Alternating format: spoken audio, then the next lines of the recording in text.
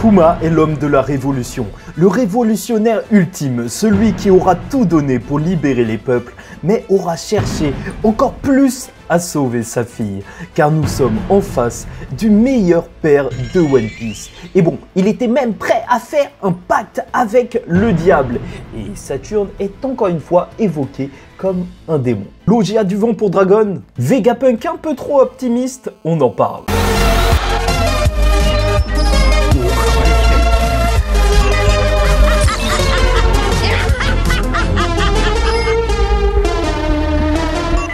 Mesdames et messieurs, ici Chage, on se retrouve aujourd'hui pour la review du chapitre 1099 de One Piece Pacifiste. Et bien sûr, c'est un chapitre tristement ironique, mais en plus de ça, on retrouve donc Oden Kozuki, l'occasion de rappeler que Yamato a promis qu'un jour elle rejoindrait l'équipage des Mugiwara, avait demandé la permission à Luffy, l'a annoncé même à l'équipage tout entier, et je l'attends encore. Oui, je fais partie de ces fous-là. À la Oden qui a rejoint Roger une fois qu'elle aura sécurisé Wano. Je vous arrête juste une minute pour un jeu concours étant donné qu'on approche des 100 000 abonnés de la chaîne. Voilà, petite figurine à gagner et pas n'importe laquelle puisque voilà, on la déballe. C'est bien emballé. Elle vient d'Akemi Figurine, petite boutique française avec que des objets sous licence officielle. Et ça veut pas rien dire étant donné que ça soutient même le manga. Donc figurine de Shanks à gagner. Il vous suffit juste d'écrire en commentaire donc un truc, tout simplement, et d'être abonné à la chaîne. N'hésitez vraiment pas, si vous avez des achats de figurines ou de produits dérivés à voir pour Akemi Figurine, c'est une petite boutique française, ça c'est important. Tu peux vraiment tout retrouver sur son site. Et One Piece Card Game, ça tout le monde se les arrache et c'est franchement un plaisir de pouvoir vous offrir un cadeau. Donc vraiment je remercie Akemi Figurine. Ça te fait un Shanks coupé en deux. Foreshadowing ou pas? Non, franchement, très très propre cette figurine. Tu sens le haki ou pas? Voilà. Retour à la vidéo. N'hésitez pas à liker ou disliker la vidéo, commenter, donner votre avis en commentaire et vous abonner si vous n'êtes pas encore abonné, surtout qu'on arrive au chapitre 1100. Est-ce que pour vous ce sera un gros chapitre ou pas? Quoi qu'il en soit, on commence tout de suite par la révolution d'un seul homme, puisqu'on va retrouver Kuma alors que la ville est encore une fois dans sa partie la plus pauvre, totalement brûlée, en train de sauver les civils. Il risque sa vie, il risque de mourir, mais il s'en fiche. Il le fait pour le peuple, pour libérer ceux qui sont opprimés. Et comme le dira le roi, les dragons célestes ils vont être contents. Hein. La ville n'en est que plus parfaite. Si les gens sont riches, si les gens sont beaux, si tout se passe bien, enfin, est-ce que ça se passe vraiment bien? Et il est même prêt à tuer les rebelles qui tentent d'arrêter son plan. Quoi qu'il en soit, Kuma se dressera face à lui. Alors que tous les blessés se retrouvent à l'église, et ça montre véritablement en fait, ce qu'est l'équipage même de Kuma, le groupe de Kuma qui ne veut que le bien des personnes. Et il se dressera face au roi, le fera partir quoi qu'il en coûte. Et ça, c'est juste génial, mais dans un sens, franchement, il l'a déjà fait sortir une fois de ce pays avec Ivankov, et maintenant, ça recommence. Il aurait dû le tuer, je suis désolé, il aurait dû le tuer, parce que là, c'est juste beaucoup trop. Le mec, il revient comme si c'était la Team Rocket, ça fait beaucoup. Et alors que le prêtre a sauvé le royaume, on a parlé de l'incident donc de Sorbet, qui est devenu ensuite la révolution d'un seul homme.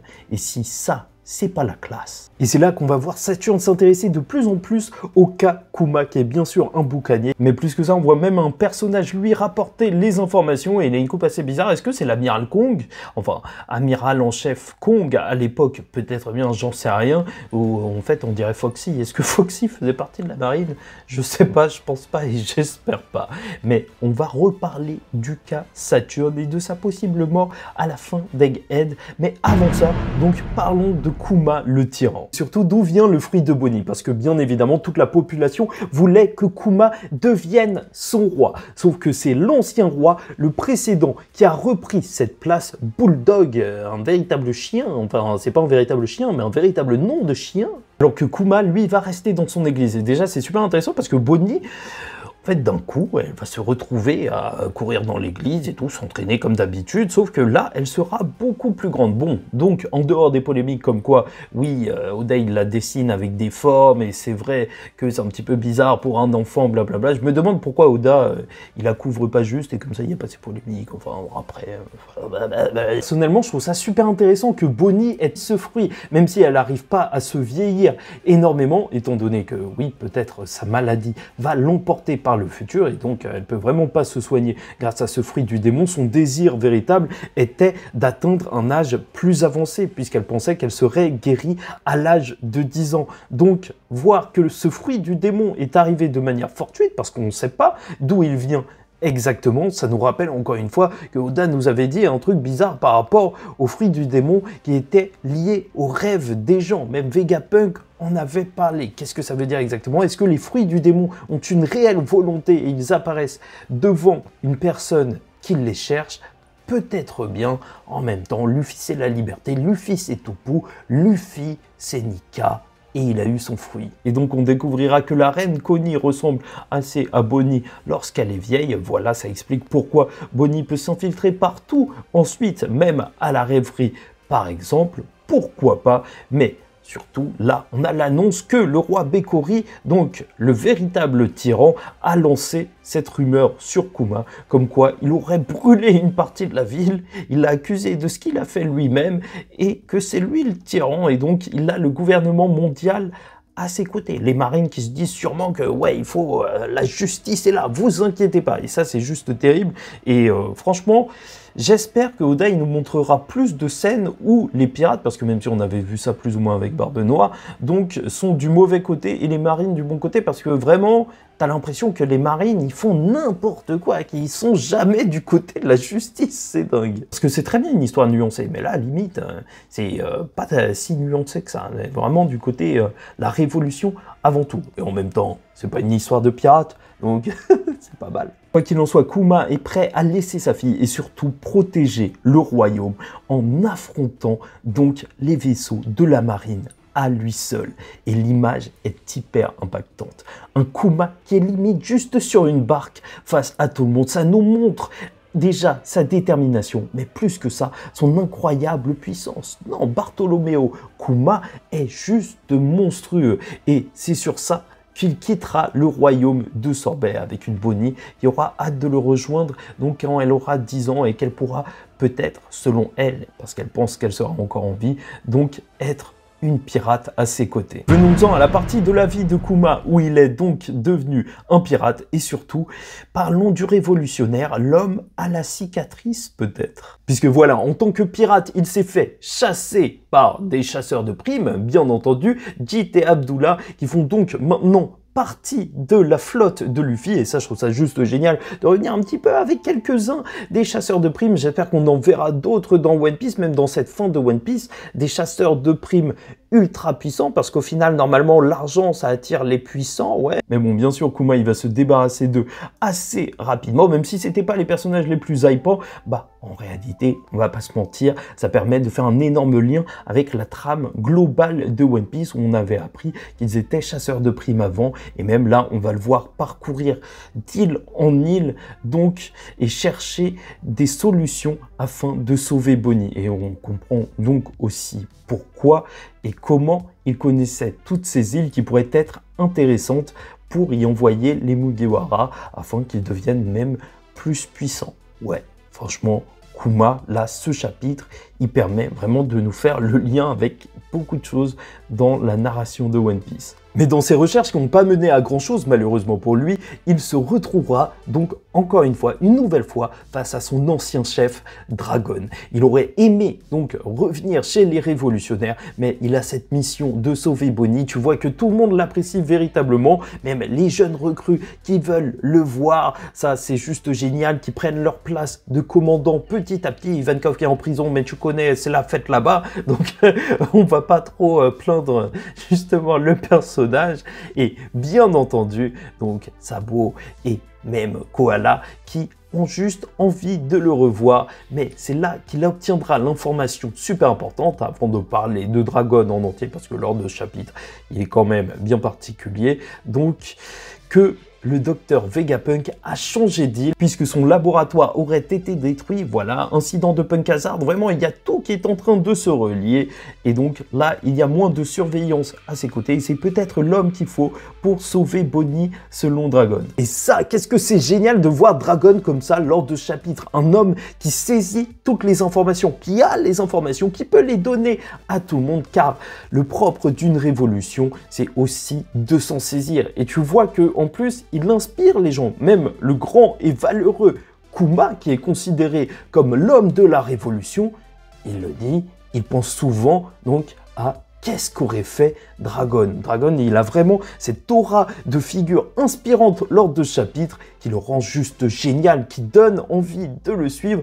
et d'en découvrir plus sur son personnage. Et plus que ça, son vaisseau était ultra impactant, ultra flippant, avec le dragon noir en proue, mais même un vaisseau tout teinté de noir. Et alors qu'on se demande quand même qui est la personne qui pourrait conduire One Piece avec une cicatrice de flamme et qui aurait donc un bateau noir et qui pourrait faire des tourbillons, bah là on se demande si c'est pas Dragon, surtout que avant de partir, donc il dira ouais bon vent, un vieux truc comme ça, enfin non, on voit que le vent te guide ou je sais pas quoi.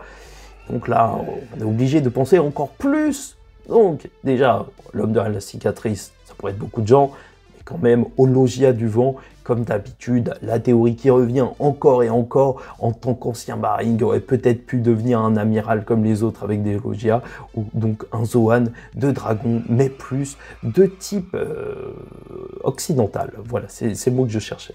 Bref, et venons-en à la rencontre avec Vegapunk, un peu trop optimiste, le génie idiot, peut-être, et la future mort de Saturna Egghead. Puisque voilà, Kuma va emmener directement sa fille Bonnie sur l'île d'Egghead, qui ne portait pas ce nom, et de toute manière, en fait, c'était juste une base de la marine, et il n'y avait pas l'œuf, mais elle a rencontré donc le docteur Vegapunk, et bien sûr Sentomaru, dans des scènes assez mignonnes où tu vois que, voilà, il commence à devenir ami, et en même temps, ce n'est qu'une enfant, mais surtout Vegapunk va être surpris par Kuma. Car bien sûr, il est face à une armoire, quelqu'un avec un physique ultra impressionnant, et lorsqu'il découvrira que c'est un boucanier, il lui dira donc que bien sûr, il peut soigner Bonnie, il devra utiliser des cellules souches et vu tout le corps qu'il faut soigner, alors c'est limite comme si ça coûtait donc comme du clonage, donc ce serait juste énorme, et donc en échange, il lui demande juste une chose, de l'aider, d'utiliser même le corps de Kuma afin de créer des clones.